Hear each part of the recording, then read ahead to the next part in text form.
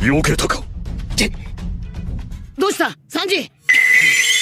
重大な用事ができた。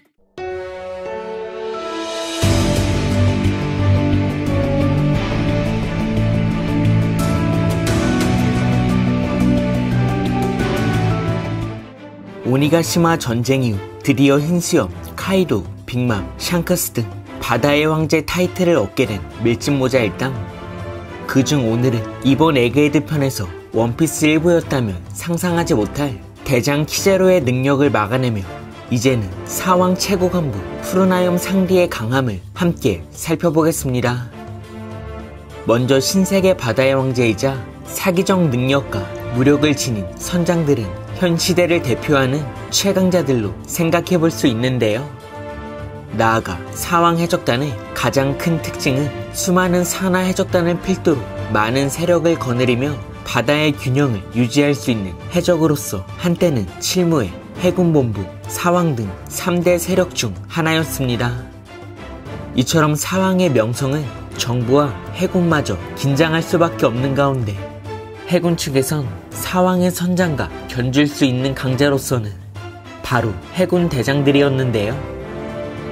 그중 대장 키자루는 샤본디에서 자연계 능력으로 최악의 세대를 압도하며 해적을 압살하는 극강의 포스를 보여주었지만 이어 정상결전 처음으로 사왕과 해군 본부가 격돌하자 해군 대장과 전투를 벌일 수 있는 강자가 등장합니다. 바로 그 강자는 현상금 13억을 돌파하며 자연계보다 희귀한 동물계 환소종 열매의 능력자 불사조 마르코였는데요. 이처럼 마르코는 사왕 흰수염 해적단의 1번대 대장이었지만 여러 대장들 중 가장 강한 능력과 패기를 지닌 강자로서 바로 사왕 최고간부라 불리기 시작했는데요. 그렇게 사체가는 사왕의 측근으로서 수많은 신세계의 해적들 중 능력, 패기, 리더십 등 모든 면에서 뛰어난 해적으로 평가받아 그 자리를 차지한 강자이자 간부였습니다.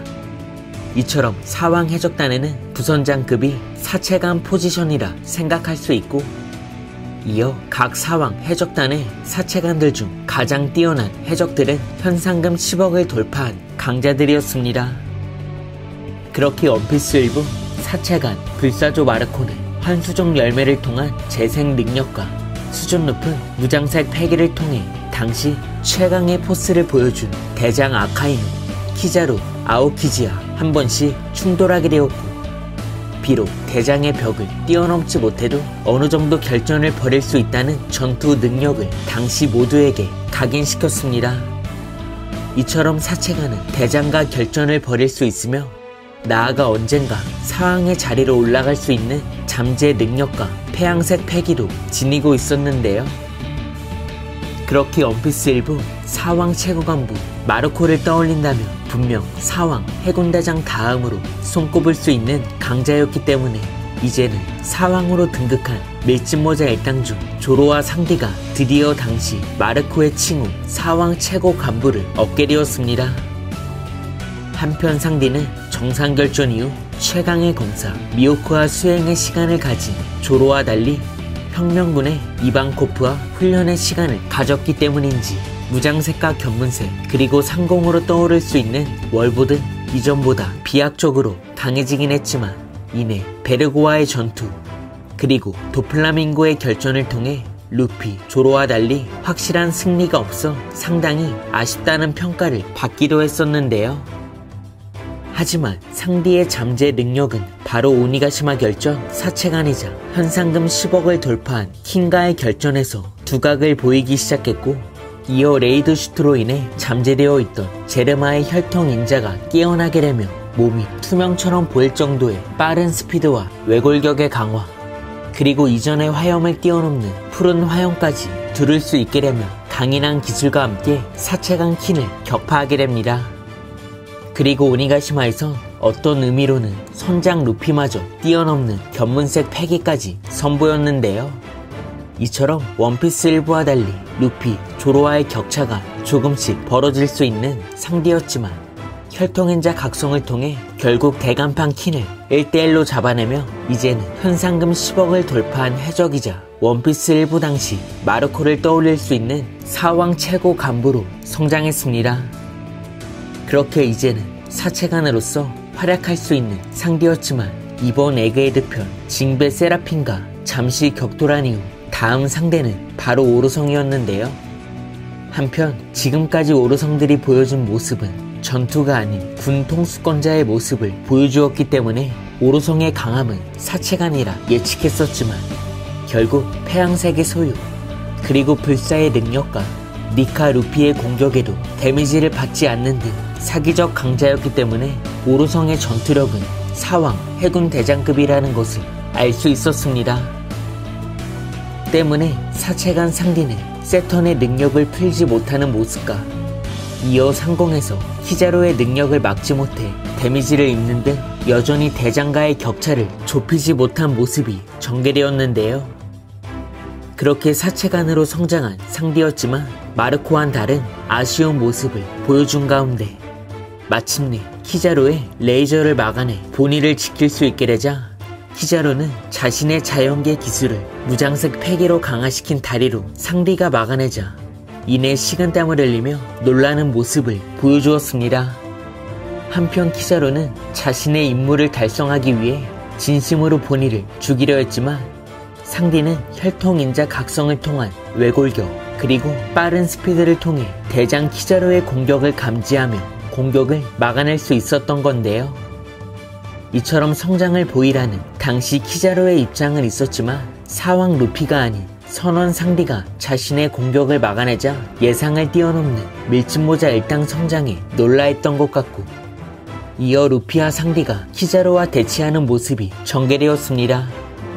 한편 곧이어 상대는 탈출을 위해 베가펑크를 들쳐 업었기 때문에 전투가 불가했고 결국 키자로의 발차기에 베가펑크를 놓치게 되며 베가펑크가 죽음을 맞이하게 되었지만 오다셈은 사체간 상대가 이제는 해군 대장의 기술을 막아낼 수 있는 저력을 지닌 해적의 면모를 잠시나마 독자들에게 보여준 것 같습니다.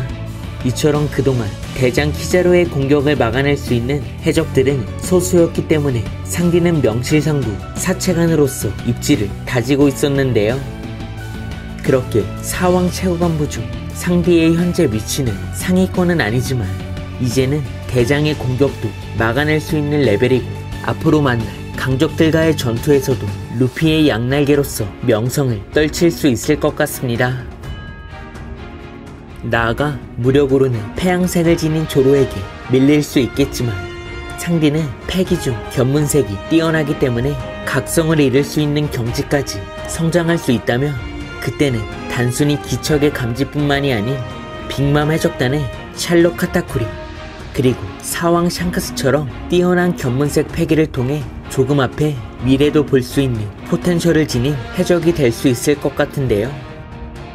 이처럼 루피도 샹크스, 조이보이급 태양색 패기의 경지가 남아있듯 상대 또한 견문색 패기의 각성 경지도 기대해볼 수 있는 가운데 만약 그렇게 된다면 검은 수염 해적단 투명 열매를 사용할 수 있는 시료를 견제할 수 있고 저격수 바노거의 탄도 미리 예측하고 회피하며 위기로부터 다른 동료들도 구할 수 있을 것 같습니다. 이처럼 사체간 상대이지만 앞으로의 전투를 위해서라면 견문색 패기에 경지도 각성해야만 사왕 최고간부 중 상위권을 노릴 수 있는 전력으로 최종 성장할 것 같은데요. 과연 상대의 각성이 필요한 강적들은 누구일지 그리고 상대가 견문색 패기를 각성하게 된다면 그때는 본격적으로 마르코처럼 해군 대장과도 싸울 수 있는 전투신을 보여줄 수 있을지는 앞으로의 최신화를 통해 상대의 성장을 기대해보면 좋을 것 같습니다. 이번 영상은 여기까지입니다. 시청해주셔서 감사합니다.